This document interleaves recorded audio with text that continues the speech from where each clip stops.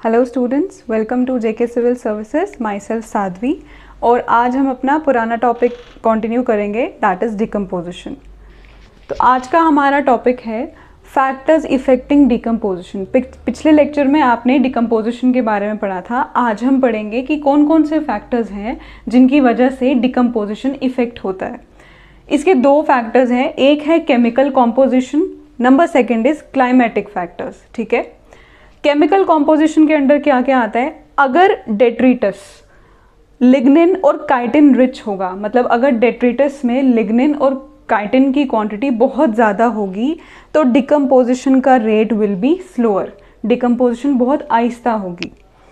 अगर डेट्रिटस में नाइट्रोजन और water soluble substances like sugar ये ज़्यादा होंगे तो डिकम्पोजिशन बहुत ही ज़्यादा क्विक होगी। अगर डेट्रिटस में सेल्यूलोज की क्वांटिटी काफ़ी ज़्यादा होगी तो डिकम्पोजिशन को टाइम लगेगा होने में। ऐसा नहीं है कि बिल्कुल ही स्लो होगी या बिल्कुल ही क्विक होगी, it will take some time. Okay, तो केमिकल कॉम्पोजिशन में आपने क्या क्या चीज़ें पढ़ी? अगर आपने देखना है कि लिग्निन और काइटिन की क्वांटिटी डेट्रिटस में ज़्यादा हुई तो डिकम्पोजिशन स्लो होगी। अगर डेट्रिटस में नाइट्रोजन और वाटर सॉल्युबल सब्सटेंसेस ज़्यादा होंगे तो डिकम्पोजिशन जल्दी होगी। अगर डेट्रिटस में सेल्यूलोज की कॉम्पोजिशन ज़्यादा होगी तो decomposition will take some time. Number second is climatic factors. तो क्लाइमेटिक फैक्टर्स में क्या क्या आता है? टेम्परेचर, मॉइस्चर, पीएच और एरोबियोसिस। टेम्परेचर का जो हेडिंग है इसमें क्या आएगा? जैसे फॉर एग्जांपल, जैसे सॉइल का टेम्परेचर अगर 25 डिग्री से या 25 और 25 डिग्री से ज़्यादा होगा तो उसकी वजह से क्या होती है? डिकम्पोजिशन फास्ट होती है। इट हैसन्स डिकम्पोजिशन मीन्स कि अगर सॉइल का टेम्परेचर 25 डिग्रीज या उससे ज़्यादा होता है तो डिकम्पोजिशन जल्दी होगी। अगर टेम्परेचर 10 डिग्री या लेस देन 10 डिग्री होगा तो उससे डिकम्पोजिशन थोड़ी सी रिड्यूस हो जाती है। ठीक है, नेक्स्ट हेडिंग इज मॉइस्चर। तो अगर सॉइल का मॉइस्चर या जो भी आपके एरिया का मॉइस्चर अगर एक्सेसिव होगा तो इट इम्पीड्स डिकम्पोजिशन। इम्पीड्स का मतलब होता है इट क्रिएट्स हिंडर, रुकावट पैदा करता है ये डिकम्पोजिशन में। अगर तो मॉइस्चर की क्वांटिटी बहुत कम हुई, जैसे कि ट्रॉपिकल डेजर्ट्स में होती है, अगर मॉइस्चर की क्वांटिटी बहुत ज़्यादा लो हुई for example in tropical deserts तो इसकी वजह से डिकम्पोजिशन बहुत ही ज़्यादा क्या हो जाती है? स्लो। इट मीन्स मॉइस्चर की जो क्वांटिटी रहनी चाहिए इट शुड बी नॉर्मल, ना ज़्यादा एक्सेसिव और ना ज़्यादा स्लो। उसके बाद आपका थर्ड हेडिंग आता है पीएच। तो पीएच के अंडर क्या आएगा कि अगर सॉइल न्यूट्रल या स्लाइटली एल्कलाइन हुई, अगर सॉइल का पीएच न्यूट्रल हुआ या फिर slightly alkaline mean slightly basic हुआ तो उसकी वजह से डिकम्पोजिशन को फेवर मिलता है, डिकम्पोजिशन जल्दी होती है। क्यों? क्योंकि ऐसी टाइप की सॉइल की वजह से क्या होता है, उस सॉइल के अंदर क्या आ जाते हैं? डेट्रीवोर्स और कुछ डिकम्पोजर्स माइक्रोब्स। ये दोनों क्या करवाते हैं? डिकम्पोजिशन जल्दी करवाते हैं। इसीलिए अगर सॉइल का पीएच न्यूट्रल होगा या सॉइल का पीएच स्लाइटली बेसिक और अल्कलाइन होगा तो उसकी वजह से डिकम्पोजिशन जल्दी होगी। लेकिन अगर सॉइल एसिडिक हुई तो उसकी वजह से क्या होगा? Acidity decreases number of detritivores. Soil के एसिडिक होने की वजह से डेट्रीवोर्स जो है वो कम होंगे और अगर डेट्रीवोर्स कम हो गए तो ऑब्वियसली डिकम्पोजिशन क्या हो जाएगी? लेस हो जाएगी, कम हो जाएगी। Last heading is aerobiosis. Aerobiosis का मतलब क्या होता है? Presence of oxygen. जैसे आपने एरोबिक वर्ड सुना होगा, मीन्स प्रेजेंस ऑफ ऑक्सीजन। तो एरोबियोसिस भी क्या मतलब होता है? Presence of oxygen. एरोबियोसिस ज़रूरी क्यों है? क्यों होनी चाहिए एरोबियोसिस? क्योंकि हमने पिछले लेक्चर में पढ़ा था कि decomposition is an oxygen requiring process. Decomposition में माइक्रो ऑर्गेनिजम्स या डेट्रीवोर्स को ऑक्सीजन की रिक्वायरमेंट होती है। तो अगर ऑक्सीजन का प्रेजेंस होगा तो डिकम्पोजिशन भी बहुत ज़्यादा जल्दी रेट पे होगी। एनएरोबियोसिस मीन्स एब्सेंस ऑफ ऑक्सीजन। अगर तो एब्सेंस ऑफ ऑक्सीजन हुआ तो उसकी वजह से क्या हो जाएगी? डिकम्पोजिशन ऑटोमेटिकली रिड्यूस हो जाएगी, जिसकी वजह से क्या होगा? Piling up of detritus. Piling up का मतलब है जमा होते जाना, मतलब डेट्रीटस जो है वो डिकम्पोज होगा नहीं, तो उसकी वजह से डेट्रीटस जो है वो जमा होता रहेगा, तो इट विल क्रिएट फोल स्मेल। ये फोल स्मेल क्रिएट करेगा, बीमारियां पैदा करेगा अगर डेट्रीटस जल्दी डिकम्पोज नहीं हुआ तो। So aerobiosis favours decomposition and anaerobiosis reduces decomposition. Okay, तो ये डिकम्पोजिशन आपका सेकेंड पॉइंट था फंक्शन ऑफ इकोसिस्टम में। Now third point is energy flow. Third function of ecosystem is energy flow. So what is energy flow? अब आपको पता है कि नॉर्मली हमारी डे टू डे लाइफ में जो पूरे लिविंग वर्ल्ड है, आई शुड से, उसमें एनर्जी का ट्रांसफ़र होता रहता है, चाहे वो हीट की फॉर्म में हो, चाहे जिस भी फॉर्म में हो। अब हमारे इकोसिस्टम में एनर्जी आती कहाँ से है? हमारे इकोसिस्टम में एनर्जी एंटर करती है फ्रॉम द सन। तो इसका मतलब है sun is the only source of energy for all ecosystem. सभी इकोसिस्टम के लिए अल्टीमेट सोर्स ऑफ एनर्जी कौन है? Sun, except deep sea hydrothermal ecosystems या वेंट्स। जो पानी के या ओशंस के बिल्कुल डेप्थ में जाके जो एरिया आता है जहाँ तक लाइट नहीं पहुँचती है, उसको आप बोलते हो डीप सी हाइड्रोथर्मल वेंट्स। ये हाइड्रोथर्मल वर्ड क्यों यूज़ किया गया है? क्योंकि वहाँ पे पानी का प्रेशर इतना ज़्यादा होता है, वहाँ पानी इतना ज़्यादा गर्म होता है कि वहाँ पे टेम्परेचर काफ़ी ज़्यादा बढ़ जाता है और सनलाइट भी नहीं पहुँचती है। इसीलिए सभी इकोसिस्टम का जो अल्टीमेट सोर्स ऑफ एनर्जी है दैट इज़ सन, लेकिन सिर्फ और सिर्फ डीप सी हाइड्रोथर्मल वेंट्स को छोड़ के। अब जो प्लांट्स हैं या अदर फोटोसिंथेटिक ऑर्गेनिजम्स हैं, जैसे बैक्टीरिया है, साइनोबैक्टीरिया के बारे में आपको मैंने बताया था, कुछ बैक्टीरिया जो फोटोसिंथेसिस करते हैं। Plants and other photosynthetic organism utilise less than 50% of the solar radiation. जो सोलर रेडिएशन इकोसिस्टम के ऊपर पड़ रही होगी, उस सोलर रेडिएशन में से 50% से भी लेस प्लांट्स यूज़ करते हैं ड्यूरिंग फोटोसिंथेसिस। अब वो जो पोर्शन ऑफ रेडिएशन वो यूज़ करते हैं फॉर फोटोसिंथेसिस, उसको आप क्या बोलते हो? PAR means photosynthetically active radiation.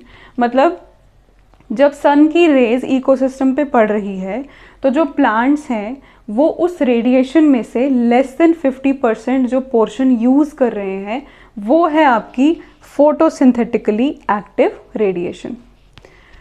अब देखा गया है कि ग्रीन प्लांट्स फोटोसिंथेसिस के टाइम पे कितना परसेंट यूज़ कर रहे हैं? Only 2 to 10%। 2 to 10% solar energy, मतलब उस PAR में से भी 2 to 10% सोलर एनर्जी वो कैप्चर करते हैं ड्यूरिंग फोटोसिंथेसिस। मतलब जब फोटोसिंथेसिस करना हो तो 2 to 10%, ऐसे प्लांट्स को जो भी अदर प्रोसेसेस करने हो उसके लिए they use less than 50%। Okay, तो देखा गया है कि only 2 to 10% of solar energy is captured by the green plants during photosynthesis. अब ग्रीन प्लांट्स को कौन खाता है? Green plants are eaten by herbivores.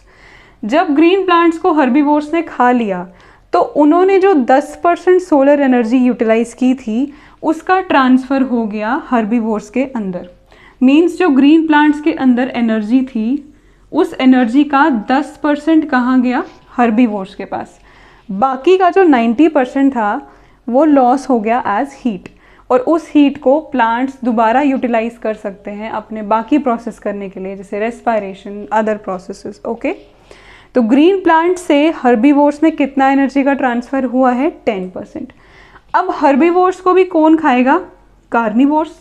तो हर्बीवोर्स के अंदर जितनी एनर्जी है उसका 10% ट्रांसफ़र होगा कार्निवोर्स के पास, बाकी 90% is lost as heat in the environment. ठीक है, तो मीन्स ग्रीन प्लांट्स के पास जितनी एनर्जी है उसका 10% गया हर्बीवोर्स के पास, हर्बीवोर्स के पास जितनी एनर्जी है उसका 10% गया कार्निवोर्स के पास। तो इसका मतलब है एनर्जी ट्रांसफ़र कितनी हो रही है? 10%। तो यहाँ से आपका एक लॉ निकलता है that is known as 10% law. ये 10% लॉ किसने दिया था? लिंडमैन ने दिया था इन 1942। उन्होंने क्या कहा था कि जब भी कभी एक ट्रॉफिक लेवल से दूसरे ट्रॉफिक लेवल में एनर्जी का ट्रांसफ़र हो रहा होगा तो कितना परसेंट एनर्जी हायर लेवल्स के लिए स्टोर होती है? ओनली 10%। मीन्स जो ग्रीन प्लांट्स ने अपने लिए जितनी भी एनर्जी यूटिलाइज करनी थी वो कर ली, उसने 10% स्टोर करके रखा हर्बीवोर्स के लिए। हर्बीवोर्स से जितनी अपने लिए यूटिलाइज करनी थी उसका 10% उसने स्टोर करके रखा कार्निवोर्स के लिए।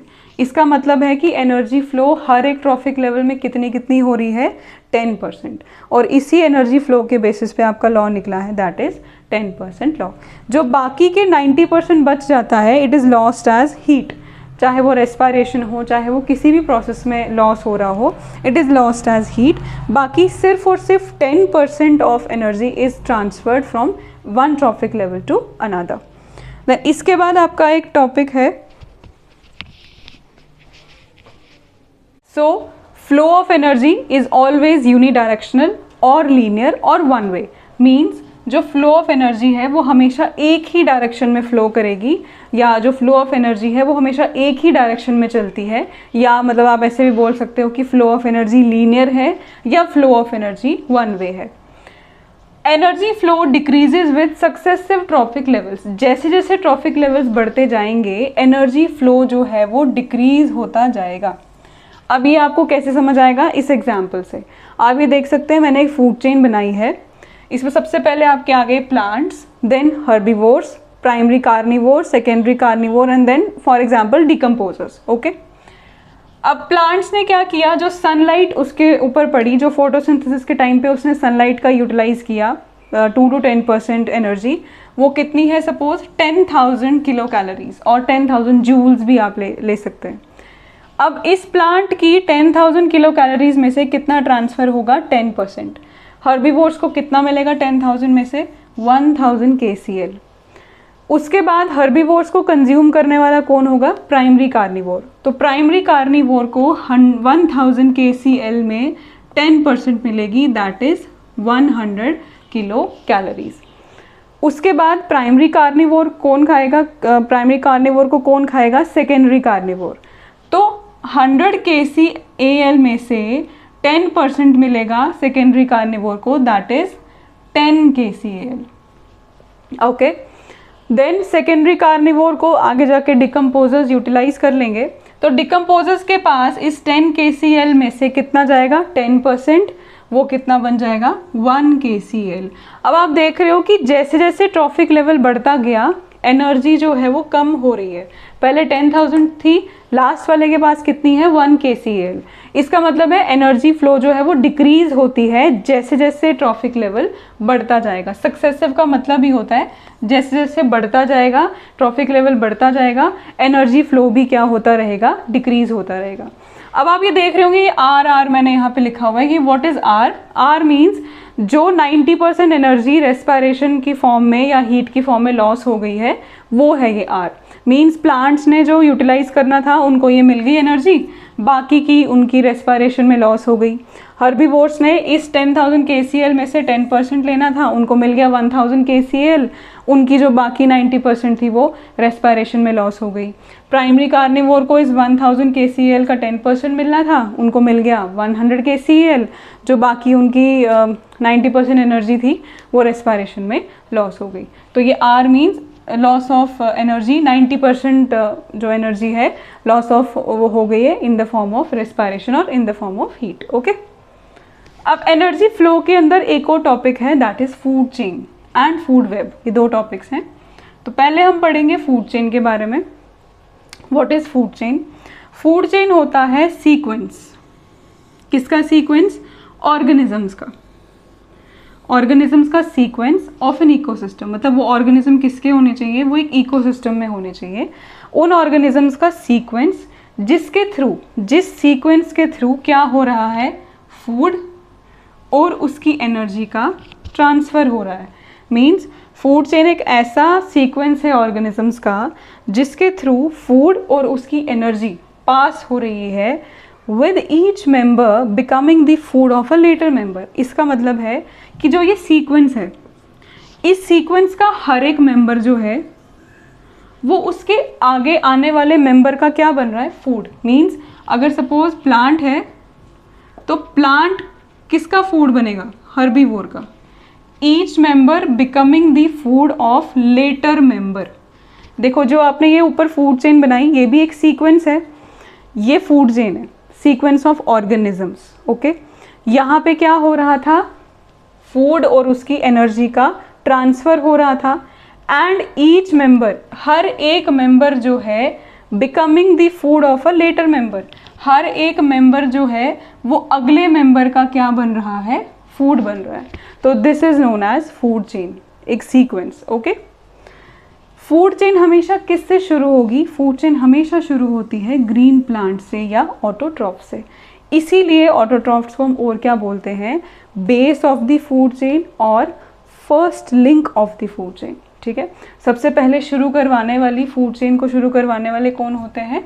ग्रीन प्लांट्स या ऑटोट्रॉफ्स। ओके, जैसे यहाँ पे मैंने फूड चेन बनाई है, जैसे फर्स्ट लेवल है ऑटोट्रॉफ्स, देन सेकंड लेवल है herbivores, primary carnivore, secondary carnivore, tertiary carnivore and top carnivore. तो यहाँ पे कितने लेवल्स बनाए हैं मैंने? 6 ट्रॉफिक लेवल्स बनाए हैं, 1 2 3 4 5 एंड 6। ओके, अब क्या होता है कि हर्बीवोर्स हैं, यहाँ पे एक पॉइंट इंपॉर्टेंट निकला है। हर्बीवोर्स को और क्या बोलते हो आप? की इंडस्ट्री एनिमल्स। ये किसने कॉइन किया था इनको? एल्टन ने। एल्टन ने कहा था कि हर्बीवोर्स जो होते हैं वो की इंडस्ट्री एनिमल्स होते हैं। क्यों? क्योंकि इनका क्या काम होता है? ये प्लांट मैटर को कन्वर्ट करते हैं एनिमल मैटर में, इसीलिए इनका नाम पड़ा है की इंडस्ट्री एनिमल्स। और यहाँ पे एक पॉइंट और है कि जो डिकम्पोजर्स हैं उनको ज़्यादातर फूड चेन में से ओमिट किया जाता है। ओमिट का मतलब होता है निकाल दिया जाता है या डिलीट कर दिया जाता है। क्यों? क्योंकि नॉर्मली डिकम्पोजर्स सभी लेवल ऑफ फूड चेन में ऑपरेट करते ही करते हैं। जैसे सपोज अगर प्लांट है कोई, अब प्लांट की जब डेथ हो जाएगी तो इसको खाने वाला कौन होगा? डिकम्पोजर। हर्बीवोर है, हर्बीवोर की जब डेथ हो जाएगी अल्टीमेटली उसको कौन लेगा? डिकम्पोजर। कार्निवोर, सेकेंडरी कार्निवोर, जो जिन जिन ऑर्गेनिजम्स की डेथ हो जाएगी अल्टीमेटली उसको डिकम्पोज करने वाला कौन होगा? डिकम्पोजर। तो इसीलिए डिकम्पोजर्स को नॉर्मली फूड चेन में हम नहीं रखते हैं। क्यों? क्योंकि ये सभी लेवल्स ऑफ फूड चेन पे ऑपरेट करता ही करता है, इसीलिए इसका नाम हमने डाल दिया हुआ है the last link of the food chain. अब यहाँ से आपको पता चल गया कि first link of food chain is green plant and last link of food chain is decomposer. Okay, अब यहाँ पे एक बहुत इंपॉर्टेंट पॉइंट बनता है कि ह्यूमन बीइंग्स की क्या पोजीशन है फूड चेन में। What is the position of human beings in a food chain? सबसे पहले तो ह्यूमन बीइंग्स होते कौन है? Human beings are omnivores, means जो दोनों plant as well as animal दोनों पे फीड करेंगे। ओके, अब जो इनकी पोजीशन है इट इज़ डायनामिक। डायनामिक का मतलब होता है जो चेंज होती रहेगी, जो एकदम स्टेबल नहीं है, चेंज होती रहेगी। ठीक है, ह्यूमन बीइंग्स जो है वो इन तीनों में से कोई भी लेवल ऑक्यूपाई कर सकते हैं। या तो वो आपके बन सकते हैं प्राइमरी कंज्यूमर्स या सेकेंडरी कंज्यूमर या टर्शरी कंज्यूमर्स। तो प्राइमरी, सेकेंडरी, टर्शरी में से वो कोई भी लेवल ऑक्यूपाई कर सकते हैं। वो कैसे? सपोज अगर कोई वेजिटेरियन पीपल है, जैसे किसी ने अगर घास फूस खा रहा है, जैसे फॉर एग्जांपल नॉट घास फूस, आई एम सॉरी, लाइक जैसे कोई वेजिटेबल्स खा रहा है। ओके, लाइक वेजिटेबल्स वो खा रहा है, तो उस टाइम पे जब वो वेजिटेबल्स खा रहा होगा, जब वो वेजिटेबल्स का यूटिलाइज कर रहा होगा, उस टाइम पे वो बनेगा प्राइमरी कंज्यूमर। ओके, अब सपोज कोई खा रहा है फिश, चिकन या मीट, उस टाइम पे वो बन जाएगा सेकेंडरी कंज्यूमर। अब अगर कोई बिग फिश खा रहा हो या बड़े एनिमल्स खा रहा होगा तो उस टाइम पे वो बन जाएगा टर्शरी कंज्यूमर। रहेगा वो ओमनिवोर्स, लेकिन एक फूड चेन में उसकी प्लेस जो है वो हमेशा डायनामिक ही रहेगी। वो किस पे डिपेंड करेगा कि वो उस टाइम पे खा क्या रहा है, जो वो खाना खा रहा होगा या जो भी चीज़ वो यूटिलाइज कर रहा होगा उस हिसाब से उसका लेवल बताया जाएगा। ओके, अब यहाँ पे आता है आपके एग्जाम्पल्स ऑफ फूड चेन। तो जैसे लैंड के एग्जाम्पल जैसे आप लिख सकते हैं, ग्रास को ग्रास हॉपर ने खाया, ग्रास हॉपर को फ्रॉग ने खाया, फ्रॉग को स्नेक एंड स्नेक को पीकॉक। तो ये लैंड पे फूड चेन होती है। देन उसके बाद आता है एक्वेटिक में, जैसे आप ले सकते हैं पॉन्ड की एग्जांपल। तो जैसे फाइटोप्लैंक्टॉन्स, फाइटोप्लैंक्टॉन्स कौन होते हैं? Small plants. Phyto means plants, जो पानी में रहने वाले प्लांट्स होते हैं। स्मॉल प्लैंक्टॉन्स का मतलब ही होता है स्मॉल साइज्ड एनिमल्स। तो फाइटोप्लैंक्टॉन्स होंगे छोटे प्लांट्स। फाइटोप्लैंक्टॉन्स को खाने वाले कौन? जू प्लैंक्टॉन्स। जू का इधर मतलब होता है एनिमल, ठीक है। तो छोटे छोटे एनिमल्स लेंगे फाइटोप्लैंक्टॉन्स को, ठीक है। देन फाइटोप्लैंक्टॉन्स जू प्लैंक्टॉन्स को खाने वाले स्मॉल क्रस्टेशियंस, जैसे कुछ शेल वाले जो कीड़े होते हैं या कुछ स्टारफिश टाइप के ऑर्गेनिजम्स, ठीक है। देन उनको खाने वाले हो गए प्रीडेटर इंसेक्ट्स, जो पानी में इंसेक्ट्स वगैरह होते हैं वो खाएंगे। उन इंसेक्ट्स को कौन खाएगा? स्मॉल फिश खा लेंगी। फिर स्मॉल फिश को कौन खा सकता है, बड़ी फिश खा सकती हैं, और लार्ज फिश को अल्टीमेटली कौन खाता है, क्रोकोडाइल। तो ये एक पॉन्ड इकोसिस्टम की एग्जांपल है, ये लैंड इकोसिस्टम की एग्जांपल है। आप अपनी तरफ से और भी एग्जांपल्स बना सकते हैं, ठीक है।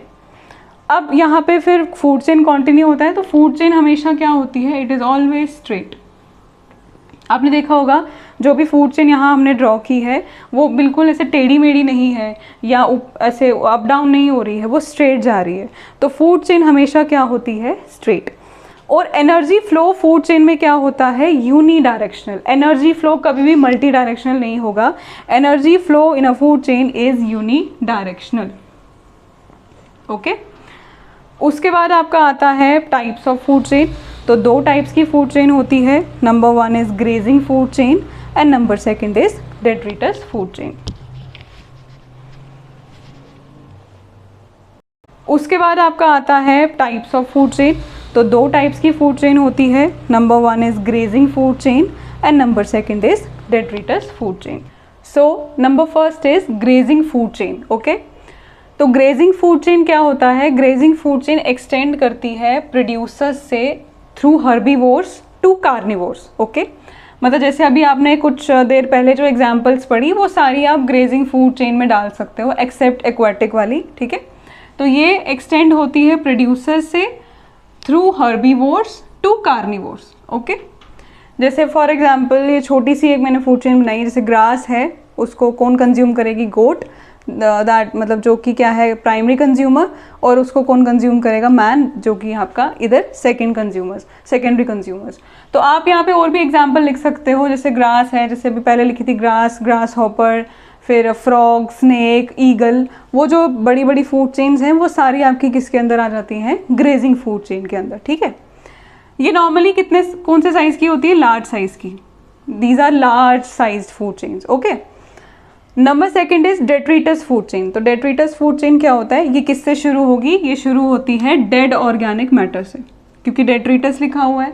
तो ये किससे शुरू होती है, it begins with dead organic matter, और इस डेड ऑर्गेनिक मैटर को खाने वाले हैं प्रोटोजोन्स। देन प्रोटोजोन्स को आगे कौन कंज्यूम करेगा, फंजाई या बैक्टीरियाज, ठीक है। तो ये होती है आपकी डेट्रिटस फूड चेन। ये नॉर्मली क्या होती हैं, स्मॉल साइज्ड, ओके। अब यहाँ पे एक बहुत इंपॉर्टेंट पॉइंट निकलता है कि जो आपका टेरेस्ट्रियल इकोसिस्टम है उसमें जो main source of energy flow है वो कौन सी फूड चेन है, वो है डेट्रिटस फूड चेन। जो आपका टेरेस्ट्रियल इकोसिस्टम है उसमें detritus food chain is the major source of energy flow. जो टेरेस्ट्रियल इकोसिस्टम में एनर्जी फ्लो होता है वो कौन सी फूड चेन से मिल रहा है, डेट्रिटस फूड चेन से, ओके। अब इसी में आपका एक टॉपिक है दैट इज ट्रॉफिक लेवल। हम अभी इतने टाइम से पढ़ रहे हैं, फूड चेन में हमने पढ़ा ट्रॉफिक लेवल। तो what is trophic level? Trophic level क्या होता है, फूड चेन के स्टेप या डिवीजन। जो फूड चेन आप पढ़ रहे हो, ये जो एक छोटे छोटे स्टेप्स हैं, ये एक step is called trophic level, ठीक है। अब जो नंबर ऑफ ट्रॉफिक लेवल होते हैं, मतलब जितने जितने ट्रॉफिक लेवल होंगे वो किसके बराबर होते हैं, number of steps in the food chain. जैसे अगर आपके फूड चेन में 4 स्टेप्स हैं, 1 2 3 4, तो ट्रॉफिक लेवल भी क्या होगा, T1 T2 T3 T4। तो number of trophic levels is equal to the number of steps in the food chain. अब आपके 2 फंडामेंटल ट्रॉफिक लेवल्स हैं, मीन्स जो कभी भी चेंज नहीं होंगे। फंडामेंटल ट्रॉफिक लेवल्स कौन से हैं, producers and consumers, okay. So what is trophic level, it is the division और स्टेप्स ऑफ फूड चेन, ठीक है। जैसे प्रोड्यूसर्स से शुरू होती है हमारी फूड चेन, तो प्रोड्यूसर्स का लेवल या प्रोड्यूसर्स का ट्रॉफिक लेवल इज T1, क्योंकि इसका सबसे पहला लेवल होता है। उसके बाद हर्बीवोर्स हैं तो उसका T2 ट्रॉफिक लेवल 2। कार्निवोर्स में आगे फर्दर डिविजन्स हैं, तो कार्निवोर्स में T3 T4 और T5, ओके। कभी कभार ये T6 तक भी जाती है, तो मोस्टली बोलते हैं कि ज़्यादा ट्रॉफिक लेवल्स नहीं होने चाहिए, इट शुड बी 4 to 5। कभी कभार ये T6 तक भी चली जाती है, ओके। तो ये जो T4 और T5 है ना, ये T4 और T5 जो है, इसको आप क्या बोलोगे, अल्टीमेट या टॉप कार्निवोर। जो अल्टीमेट या टॉप कार्निवोर होते हैं वो आपके T4 और T5 में ही आएंगे, ठीक है। वो बहुत रेयर केस होते हैं जिसमें T6 तक एक्सटेंड कर जाएगा, ओके। अब जैसे ये एग्जाम्पल है, मैंने लेवल्स के एग्जांपल दी है, जैसे प्लांट्स हैं, ये आपका फर्स्ट ट्रॉफिक लेवल है, ठीक है, प्लांट्स। देन उसके बाद primary consumers, second trophic level, जिसमें आपके ग्रास हॉपर्स, काऊ आ जाती हैं, ठीक है। Then secondary consumers, birds, fishes, wolf, T3, and then tertiary consumers, man या lion, that is trophic level number 4, trophic level number 4। तो जैसे स्टेप्स कितने हैं, 1 2 3 4, तो ट्रॉफिक लेवल भी कितने होंगे, 1 2 3 एंड 4, ओके। अब इसमें एक पॉइंट आता है, दैट इज पैरासाइट्स। तो पैरासाइट्स का कोई भी फिक्स ट्रॉफिक लेवल नहीं होता। Parasites have no fix trophic level. क्यों? क्योंकि पैरासाइट्स प्रोड्यूसर्स पे भी फीड करेंगे, हर्बीवोर्स पे भी फीड करते हैं और कार्निवोर्स पे भी फीड करते हैं, जस्ट लाइक डिकम्पोजर्स। तो इसलिए पैरासाइट्स को हम किसी भी फिक्स ट्रॉफिक लेवल में नहीं डाल सकते, इसे भी ओमिट कर देते हैं हम फूड चेन में से, क्योंकि ये भी प्रोड्यूसर्स, हर्बीवोर्स और कार्निवोर्स पे फीड करते हैं, ओके। जैसे इसमें एग्जाम्पल आती हैं aphids, leeches, mosquitoes, mites, ticks, ये एग्जाम्पल्स हैं आपकी कुछ पैरासाइट्स की, ठीक है। बीटल्स भी आप लिख सकते हो, बीटल्स वो भी एक पैरासाइट है, ओके। अब क्या होता है कि जो आपके ट्रॉफिक लेवल्स होते हैं ना, इसके जो ऑर्गेनिज्म होता है, जैसे ये बोलता है कि ऑर्गेनिज्म ऑफ 1 ट्रॉफिक लेवल, एक ट्रॉफिक लेवल का organism have the same food habit. जो एक ट्रॉफिक लेवल का ऑर्गेनिज्म होगा, उसका जो फूड हैबिट होगा वो सेम होगा। जैसे फॉर एग्जाम्पल हर्बीवोरी, इसको ले लीजिए आप, जैसे इनको ले लीजिए, प्राइमरी कंज्यूमर्स को ले लीजिए, इनका जो फूड हैबिट है दैट इज हर्बीवोरी, क्योंकि ये किसको कंज्यूम करते हैं, प्लांट्स को। तो जो प्राइमरी कंज्यूमर्स में जितने भी ऑर्गेनिज्म आते हैं, उन सब का फूड हैबिट क्या है, सेम। इसीलिए बोलता है कि organism of 1 trophic level have the same food habit. जैसे फॉर एग्जाम्पल हर्बीवोरी, लेकिन रिसोर्सेज डिफरेंट हो सकते हैं, but resources could be different. Resources से कहने का मतलब कि सपोज अगर यहाँ पे ग्रास हॉपर है और काऊ है, ठीक है, ग्रास हॉपर्स किसको कंज्यूम करेगा, ग्रास को, या फॉर एग्जांपल जो बिट्स ऑफ प्लांट्स होंगे उनको। काऊ किसको कंज्यूम करेगी, बड़े बड़े प्लांट्स को, लीव्स को। तो डिफरेंट रिसोर्सेज हो सकते हैं, जैसे लीव्स हो सकते हैं, फ्रूट के सीड्स हो सकते हैं, फ्रूट्स हो सकते हैं, नेक्टर हो सकता है, ग्रासेस हो सकते हैं। मतलब ट्रॉफिक लेवल का जो ऑर्गेनिज्म होगा, किसी एक ट्रॉफिक लेवल का जो ऑर्गेनिज्म होगा या बहुत सारे ऑर्गेनिजम्स होंगे, उनका फूड हैबिट सेम होता है, लेकिन रिसोर्सेज डिफरेंट हो सकते हैं। जैसे मैंने इसकी एग्जांपल ली है, मैंने हर्बीवोर्स की एग्जांपल ली है। प्राइमरी कंज्यूमर के जो प्राइमरी कंज्यूमर्स का ट्रॉफिक लेवल है, इसके ऑर्गेनिजम्स का एक ही फूड हैबिट है, दैट इज हर्बीवोरी, मतलब प्लांट्स के ऊपर फीड करना। अब वो रिसोर्सेज डिफरेंट हो सकते हैं, ज़रूरी नहीं है कि वो पूरा प्लांट ही खाएं, कुछ लीव्स खा लेंगे, कुछ नेक्टर भी पीते हैं, जैसे कुछ ग्रासेस खा सकते हैं, कुछ फ्रूट्स खा सकते हैं, कुछ सीड्स खा सकते हैं, ठीक है। So organism of 1 trophic level have the same food habit. तो मैंने यहाँ पे एग्जांपल ली है हर्बीवोरी की, ओके। सो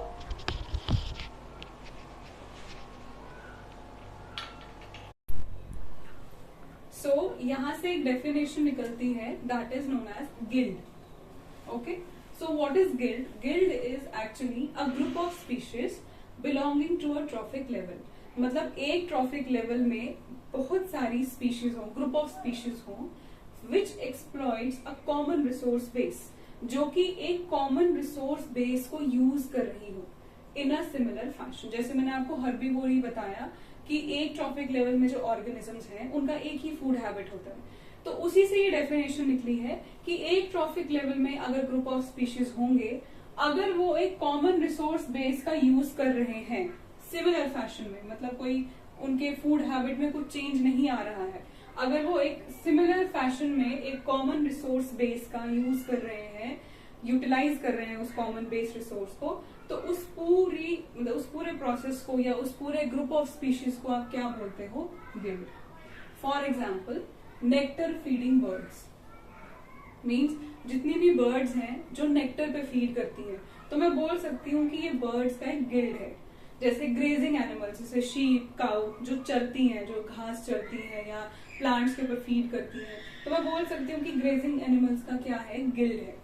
तो what is guild? Guild is a group of species जो कि एक ट्रॉफिक लेवल को बिलोंग करेंगी, चाहे वो हर्बीवोर्स हो चाहे वो कार्निवोर्स हो, जो कि एक कॉमन रिसोर्स स्पेस को यूज करती है, जिनका फूड हैबिट कॉमन होगा in a similar fashion. Okay, फिर आता है कि हर एक ट्रॉफिक लेवल में there is a certain mass of living material. अब आपने देखा होगा प्लांट्स हैं, फिर हर्बीवोर्स हैं, फिर प्राइमरी कार्निवोर्स है, फिर सेकेंडरी कार्निवोर्स है। तो हर एक ट्रॉफिक लेवल में क्या मिला आपको? मास ऑफ लिविंग मटेरियल। क्योंकि ऐसा तो है नहीं कि किसी भी ट्रॉफिक लेवल में कोई नॉन लिविंग मटेरियल था। हर एक ट्रॉफिक लेवल में आपको क्या दिखाई दिया? Certain mass of living material at a particular time. तो उस मास ऑफ लिविंग मटेरियल को आप क्या बोलोगे? Standing crop. ओके, इस स्टैंडिंग क्रॉप को किस में मेजर किया जाता है? As biomass. बायोमास आपको मैं बता चुकी हूँ what is biomass, quantity of organic matter. ठीक है, तो जितना भी लिविंग मटेरियल एक ट्रॉफिक लेवल में होता है उसको आप क्या बोलते हो? Standing crop. उस स्टैंडिंग क्रॉप को आप किस में मेजर करते हो या कैसे मेजर करते हो? As biomass. और बायोमास को मेजर करने के लिए आप क्या यूज करते हो? फ्रेश वेट या ड्राई वेट। ओके, तो यहाँ आपका खत्म होता है फूड चेन। उसके बाद नेक्स्ट टॉपिक आता है आपका इसी में एनर्जी फ्लो में ही आता है food web. Okay, so what is food web? Food web means network of food chains, बहुत सारी फूड चेन्स का नेटवर्क जो कि आपस में क्या होंगी? Interconnected at various trophic levels. Food chains का नेटवर्क जो कि आपस में इंटरकनेक्टेड होंगी बहुत सारी ट्रॉफिक लेवल्स से। मतलब अलग अलग ट्रॉफिक लेवल्स आपस में, मतलब 2-3 फूड चेन्स हैं। सपोज अगर ग्रेजिंग फूड चेन है या एक्वेटिक फूड चेन है, 2-3 फूड चेन्स हैं, उन फूड चेन्स के अलग अलग ट्रॉफिक लेवल्स आपस में इंटरकनेक्टेड होंगे। जैसे क्या पता कुछ ग्रेजिंग फूड चेन के ट्रॉफिक लेवल्स एक्वेटिक वाले के साथ कनेक्ट हो जाए, कुछ एक्वेटिक वाले के ट्रॉफिक लेवल्स ग्रेजिंग वाले के साथ इंटरकनेक्टेड हो जाए। तो ये क्या होता है? नेटवर्क ऑफ फूड चेन्स जो कि आपस में इंटरकनेक्टेड होती हैं एट वेरियस ट्रॉफिक लेवल्स। और ये क्या बनाती हैं? एक वेब लाइक नेटवर्क, एक जाले जैसा, जैसे मकड़ी का जाला होता है, वेब लाइक नेटवर्क बनाती है। इसीलिए इस नेटवर्क को आप क्या बोलते हो? Food web. Okay, food web क्या करता है? फूड वेब क्या करता है? It increases the stability of ecosystem. Ecosystem की स्टेबिलिटी को इंक्रीज करता है। कैसे? क्योंकि फूड वेब है, नेटवर्क ऑफ फूड चेन्स है, मतलब अलग अलग फूड चेन जिसमें है आपस में इंटरकनेक्टेड है, तो thereby providing alternate resources of food. बहुत सारे ऑल्टरनेट सोर्स मिल सकते हैं फूड के।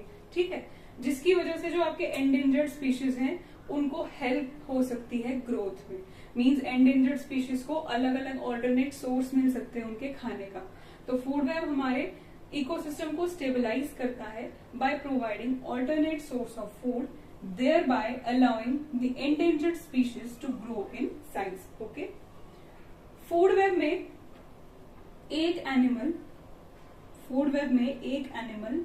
may be a member of several different food chains। मतलब बहुत सारी फूड चेन्स में, मतलब अलग अलग फूड चेन्स में कभी कभार सेम मेंबर भी आपको दिखाई दे सकता है। जैसे one animal may be a member of several different food chains. Okay, और फूड वेब जो होता है it is more realistic model. अगर आपको कभी भी एनर्जी फ्लो का एक रियलिस्टिक मॉडल स्टडी करना हो then you should study food web. तो it is a more realistic model of energy flow through an ecosystem. सबसे इंपॉर्टेंट पॉइंट फूड वेब का, इट इज नेवर स्ट्रेट। जैसे आपने पढ़ा था फूड चेन स्ट्रेट है, फूड चेन में energy flow unidirectional है, लेकिन फूड वेब में जो चेन होती है वो कभी भी स्ट्रेट नहीं होती। तभी इसका नाम वेब क्यों बोला जाता है? Food web. It is never straight. Energy flow में भी एट अ टाइम यूनिडायरेक्शनल हो सकता है। मैं ये भी नहीं कहूंगी कि एनर्जी फ्लो मल्टी डायरेक्शनल है, but at a time unidirectional भी हो सकता है, मल्टी डायरेक्शनल भी हो सकता है। आप दोनों में से कोई एक चीज नहीं बोल सकते एनर्जी फ्लो के लिए। जैसे energy flow at a time unidirectional भी जा सकता है। अब अगर जैसे कनेक्शंस हैं डिफरेंट फूड चेन्स के, मे बी वो मल्टी डायरेक्शनल भी हो सकता है, लेकिन फूड वेब स्ट्रेट कभी नहीं होगा। ये हमेशा एक नेटवर्क ही फॉर्म करेगा अलग अलग ब्रांचेस की तरह, कभी भी ये स्ट्रेट नहीं होता। ओके, जैसे ये आपके एक एग्जांपल है फूड वेब की। जैसे देखिए ग्रीन प्लांट है, इस ग्रीन प्लांट को गोट खा रही है, इस गोट को आगे जैकॉल खाएगा, इस जैकॉल को आगे कौन खा लेगा? Lion. Okay, lion being a top carnivore. अब इस गोट को डायरेक्टली लॉइन भी खा सकता है, ठीक है। ग्रीन प्लांट को रैबिट खा रहा है, इस रैबिट को ये जैकॉल भी खा सकता है, इस रैबिट को ये लॉइन भी खा सकता है, ठीक है। अब यहां से आप एग्जांपल देखिए, वन मेंबर या one animal can be a member of different food chains. अलग अलग फूड चेन्स का एक एनिमल मेंबर हो सकता है। ये देखिए, one animal may be a member of several different food chain. जैसे देखिए, ये एक फूड चेन जा रही है, ग्रीन प्लांट, रैबिट, जैकॉल, ठीक है। Green plant, rabbit, lion, green plant, rabbit, wild cat, lion. तो एक रैबिट 3 डिफरेंट फूड चेन्स का मेंबर बना है। तो यही खासियत होती है फूड वेब की। ओके, अब जैसे देखिए, ग्रीन प्लांट है, उसको रैबिट खा रहा है, इस रैबिट को ये जैकॉल खा सकता है, इस रैबिट को ये लॉइन भी खा सकता है, इस रैबिट को एक वाइल्ड कैट भी खा सकती है, फिर इस वाइल्ड कैट को आगे एक जैकॉल भी खा सकता है, इस वाइल्ड कैट को आगे एक लाइन भी खा सकता है। ओके, फिर एक और देखिए, ग्रीन प्लांट को माउस खा रहा है, इस माउस को ये वाइल्ड कैट खा सकती है, अगेन इस वाइल्ड कैट को वो लाइन भी कंज्यूम कर सकता है, इस वाइल्ड कैट को जैकॉल भी कंज्यूम कर सकता है। फिर देखिए, इस माउस को एक ईगल भी खा सकता है डायरेक्टली, इसी माउस को एक आउल भी खा सकता है, इस माउस को स्नेक भी खा सकता है, और अल्टीमेटली स्नेक को कौन खाएगा? ईगल, ठीक है। तो ये बहुत सारी फूड चेन्स का ही नेटवर्क बना हुआ है, ठीक है। इसी को क्या बोलते हैं? Food web. ओके, अब फूड वेब का काम क्या है? फूड वेब हमें किस में हेल्प करता है? फूड वेब हमें हेल्प करता है नंबर ऑफ फीडिंग कनेक्शंस बनाने में amongst different organism of a biotic community. एक बायोटिक कम्युनिटी में डिफरेंट मेंबर्स के बीच में नंबर ऑफ फीडिंग कनेक्शंस ये बढ़ाता है। आप खुद ही देख सकते हैं कि कितने सारे फीडिंग कनेक्शंस हैं। लाइक वाइल्ड कैट के पास बहुत सारे ऑप्शंस हैं, वो रैबिट को भी खा सकती है, वो माउस को भी खा सकती है। तो वाइल्ड कैट के पास ऑल्टरनेटिव सोर्सेज हैं। वही बोला गया है कि फूड चेन क्या करता है? Provides alternative sources of food, ठीक है। यहाँ से ये पॉइंट हो गया। और जैसे रैबिट है, वो 3 डिफरेंट फूड चेन्स का मेंबर बना हुआ है। तो यहाँ से ये पॉइंट हो गया कि one animal may be a member of several different food chains. इसके बाद हमारा नेक्स्ट टॉपिक आता है इकोलॉजिकल पिरामिड्स, वो हम नेक्स्ट लेक्चर में करेंगे। Thank you.